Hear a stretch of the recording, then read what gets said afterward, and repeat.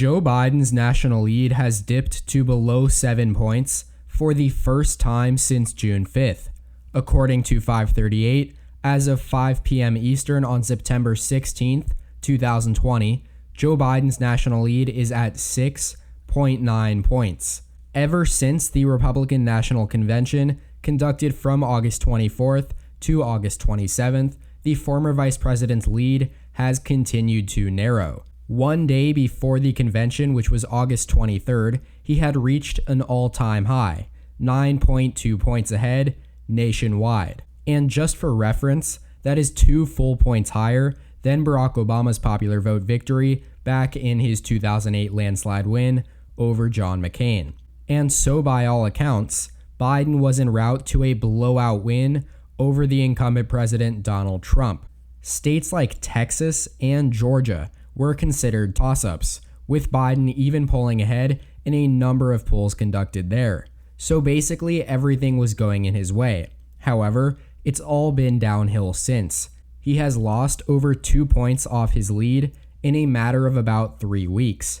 Most notably, today, for what appears to be the first time in this entire election cycle, President Donald Trump has led in a national poll. Rasmussen Reports has Donald Trump at 47% and Joe Biden 1 point behind at 46%. Now granted, Rasmussen is an organization that is well known for its uncharacteristically high presidential approval polls for the president, and it has a 1.5 point Republican bias according to 538. However, that does not mean that the poll itself isn't worth paying attention to.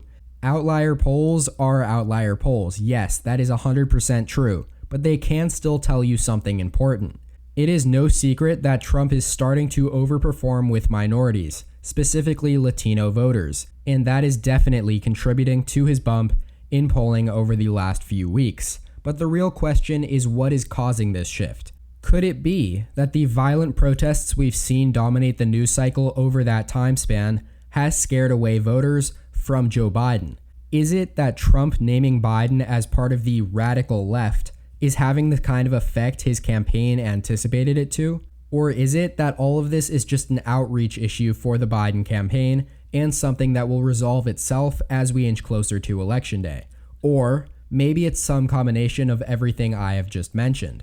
However, if there is one positive thing that could reassure Biden supporters, it is that polling generally isn't very accurate of specific demographics.